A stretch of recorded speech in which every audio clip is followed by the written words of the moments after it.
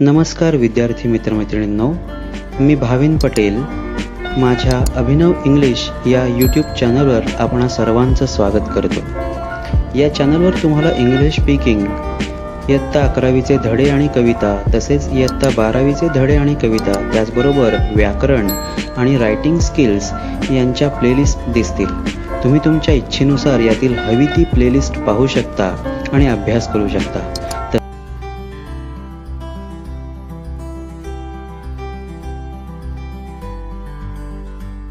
Hello students, today we are going to have a glimpse through of our 11th standard lesson 1.3 The Call of the Soil. नमस्कार विद्यार्थी मित्रमैत्रिणींनो, आज आपण एक दृष्टिक्षेप टाकणार आहोत आपल्या इयत्ता 11वीच्या 1.3 The Call of the Soil या धड्यावर. तर चला पाहूया काय आहे या धड्यामध्ये. IT professional turned farmer and that too an organic farmer, Mr. Venkateshwaran Iyer meets us standing in his own moong farm one morning of April 2004. April 2004च्या एके दिवशी सकाळी IT व्यावसायिकातून शेतकरी बनलेले आणि तेही सेंद्रिय शेती करणारे श्री व्यंकटेश्वरन अय्यर त्यांच्या मुगाच्या शेतात उभे असलेले आपल्याला भेटतात. Walking very cautiously around and inspecting the plants of the moong, he describes the pleasant sunrise. मुगाची पाहणी करत अत्यंत सांभाळून चालताना ते सुंदर सूर्योदयाचं वर्णन करतात. Telling about the budding moong plants grown between the rows of chiku, he indirectly tells us about mixed farming technique.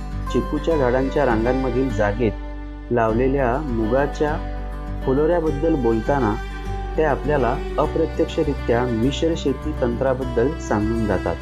He also tells us about his whitewashed dwelling place among the placid greeneries of Peth village in Palghar district. शांत रम्य अशा हिरव्यागार वातावरणात पालघर तालुक्यातील पेठ गावच्या असलेल्या त्यांच्या चुन्याने रंगवलेल्या घराचाही उल्लेख ते करतात. Taking the first crop of moong as a farmer was मोरूदादा's idea. शेतकरी म्हणून पहिलं पीक हे मुगाचं घ्यावं ही मोरूदादाचीच कल्पना. He is the local land dealer farmer who also rented his tractor after helping Mr. Iyer in acquiring the piece of land. मोरूदादा हा स्वतः एक शेतकरी जरी असला तरी तो जमिनीच्या व्यवहारात अडत्याचे काम करतो. त्यानेच आपल्या लेखकाला त्याचा ट्रॅक्टरही भाड्याने नांगरणीसाठी दिला होता. He not only suggested about the whereabouts of the best seeds of moong but went along with the author and bought 10 kilograms of the best moong seeds available in Surat city from the nearby state of Gujarat. आपल्या अय्यर साहेबांना जमीन विकत घेण्यासाठी त्याचीच मदत झाली होती. त्याने नुसतं मुगाचं उत्तम बियाणं कुठे मिळतं हेच नाही सांगितलं, तर तो शेजारील गुजरात राज्यातल्या सुरत शहरात अय्यर यांच्या बरोबर जाऊन 10 किलो मूग घेऊनही आला होता. Further he reminisces in his childhood how thrilled he felt looking at the hibiscus plant in blooms while living in railway quarters in Mumbai. The same thrill he experienced looking at the tender leaves of the self-grown moong crop. नंतर आपले लेखक श्री अय्यर त्यांच्या बालपणीची आठवण सांगतात. मुगाची बहरलेली रोपं पाहून त्यांना जो रोमांच अनुभवायला मिळाला तो त्यांच्या लहानपणी रेल्वे क्वार्टर्समध्ये राहत असताना लावलेल्या जास्वंदीच्या रोपाला आलेल्या फुलाकडे पाहताना आलेल्या रोमांचित करणाऱ्या अनुभवासारखाच होता असं ते सांगतात. Here he mentions how difficult to convince Morudada and his friends to change their minds from using chemicals in farming. त्याचबरोबर मोरूदादा आणि त्याच्या मित्रांना रासायनिक खते वापरण्यापासून रोखण्याचं काम किती अवघड होतं हे ते सांगतात. It was a mammoth task to change the age-old mindset of unawareness. अज्ञान आणि पारंपरिक शेतीतून त्यांना बाहेर काढणं हे एक परमकठीण कार्य होतं हेही ते सांगतात. Mr. Iyer tells us by using organic fertilizers and zero chemicals, he managed to yield 300 kilograms of moongs from mere 10 kilograms swan. It was now his first-hand experience that without the use of chemicals one can grow better crops. Shri Iyer आपल्याला सांगतात की कोणत्याही प्रकारची रासायनिक खतं न वापरता सेंद्रिय खते वापरून त्यांनी फक्त 10 किलो पेरणीतून 300 किलो मूग कसे मिळवले. कोणत्याही प्रकारच्या रासायनिक खतांशिवाय उत्तम पीक घेता येतं हा त्यांचा स्वतःचा अनुभव झाला होता. The second half of the lesson is all about the discovery of the native rice seed variety कसबई. धड्याचा दुसरा भाग हा तांदूळाच्या स्थानिक बियाण्याचा प्रकार असलेल्या कसबई नावाच्या भाताच्या शोध मोहिमेचा आहे. Growing hybrid variety GR4 for a year, he had gathered enough experience of the rice cultivation. एक वर्ष GR4 या हायब्रिड बियाण्याचा वापर करून केलेल्या भात शेतीमुळे त्यांना चांगलाच अनुभव आलेला होता. He also came to know about how the hybrid variety of crops are chemical thirsty and how it degrades the quality of soil over the years. त्यांच्या हेही लक्षात आलं होतं की हायब्रिड बियाण्याच्या प्रजाती या रासायनिक खतांसाठी कशा भुकेलेल्या असतात आणि त्यांच्या वापरामुळे जमिनीचा कस कसा कमी होत गेला आहे हे त्यांना चांगलंच कळलं होतं.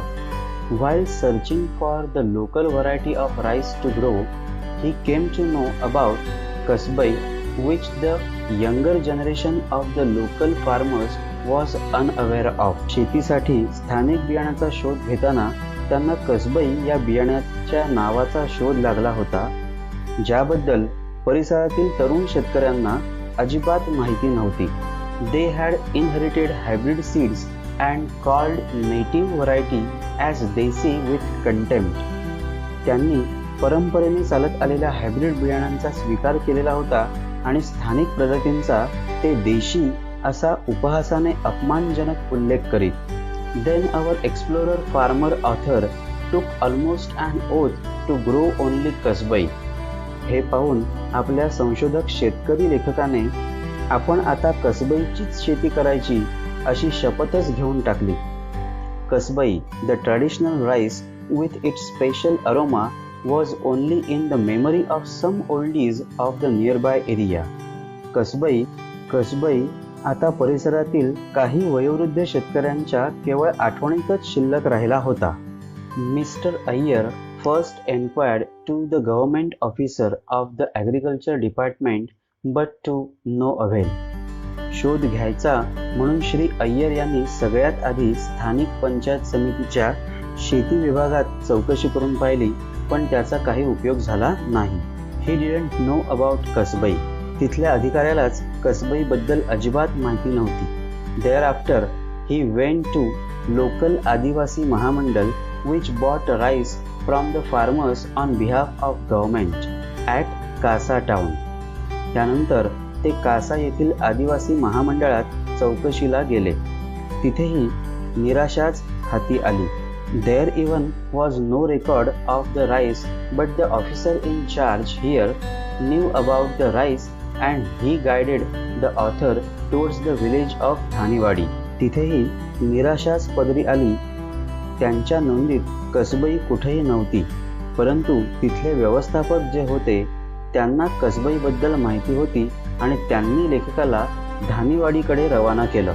Immediately with his farmer friend Baban he went to the village and talked to the sarpanch देऊ हंडा. लगेचच आपल्या बबन नावाच्या शेतकरी मित्राबरोबर लेखक धानीवाडीला पोहोचला आणि त्यांनी सरपंच देऊ हंडा यांची भेट घेतली. He told them about the good old memories of growing the rice years before. अनेक वर्षापूर्वी कशा प्रकारे कसबईची शेती व्हायची याच्या रम्य आठवणी त्यांनी सांगितल्या. It was all over the farms, how aromatic the rice used to be and its strength and duration and what not. कशी सगळ्याच शेतांमध्ये कसबईचं पीक यायचं, कसा त्याचा सुगंध असायचा, कसं पीक एकदम मजबूत असायचं, त्याच्या वाढीला लागणाऱ्या कालावधीबद्दल आणि काय नाही इतकं सगळं सांगितलं.